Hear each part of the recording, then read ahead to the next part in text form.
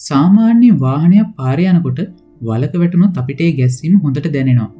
හැබැයි ලෝකේ තියෙන සමහර සුපිරි වාහන හරියට මැජික් කාපට් එකක් වගේ පාරේ පාවෙලා යන්නේ කොහොමද?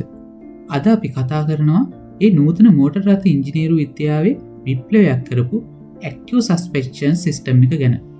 මේක නිකම්ම ෂොක් ඇබ්සෝබර් එකක් නෙමෙයි. මේක වාහනයට ඇස් සහ මොලයක් ලබා දෙන පද්ධතියක්. අපි බලමු මේ අපූර්ව තාක්ෂණය ඇතුලේ ඇත්තටම මොකද්ද වෙන්නේ කියලා.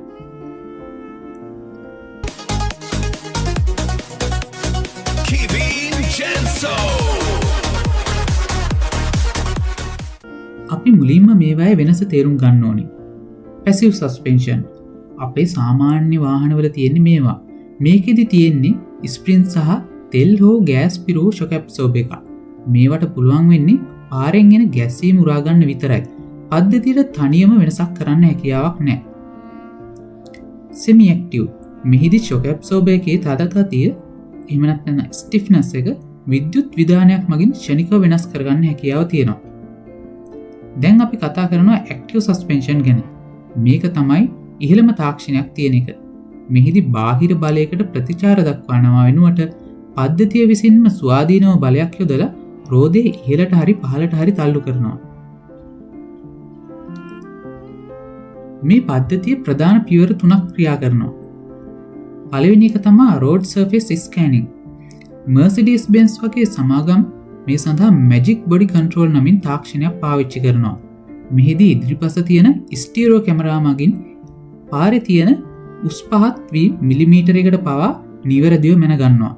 ඊට පස්සේ මේ ඩේටා වාහනේ තියෙන ඉලෙක්ට්‍රොනික කන්ට්‍රෝල් යුනිට් එකක් කරහා ලබාගෙන තප්පරයකින් 10 පංකුවක කාලයකදී තීරණය කරනවා රෝදයේ කුපමණ ප්‍රමාණයකින් එසවීමට ලක් කර යුතුද කියලා.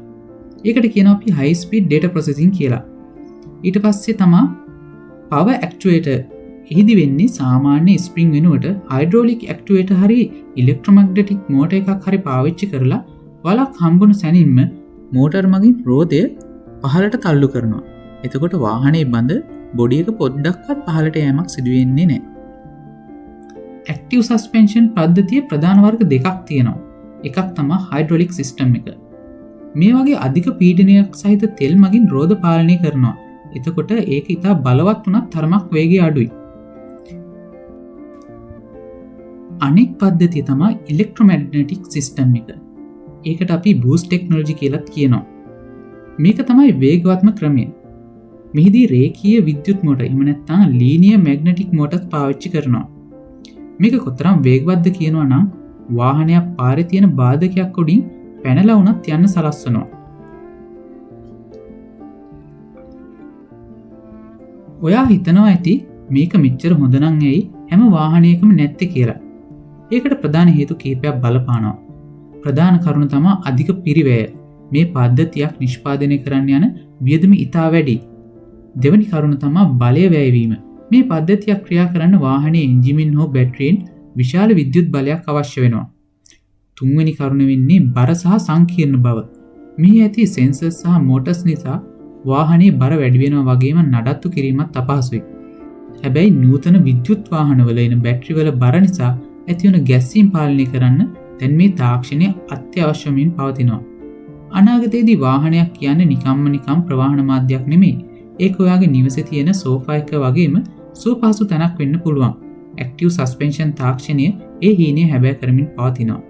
ඉතින් මේ තාක්ෂණය ගැන ඔයා මොකද හිතන්නේ? ඔයාගේ අදහස් කමෙන්ට් එකක් ලෙස පල්ලෙහෙන් අපිට කමෙන්ට් කරන්න.